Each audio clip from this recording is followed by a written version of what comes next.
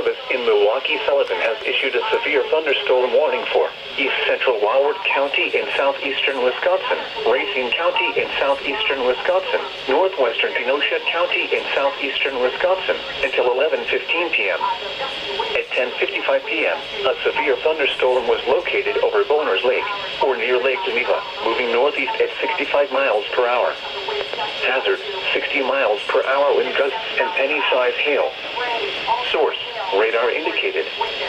Impact, expects damage to roofs, siding, and trees. Locations impacted include Lake Geneva, Sturtevant, Union Grove, Wind Lake, Rochester, Powers Lake, Browns Lake, Boners Lake, Waterford North, Pale Lake, Eagle Lake, Burlington, Waterford, Springfield, Honey Creek, Kansasville, North Cape, New Munster, and Slade's Corners. For your protection, move to an interior room on the lowest floor of a building.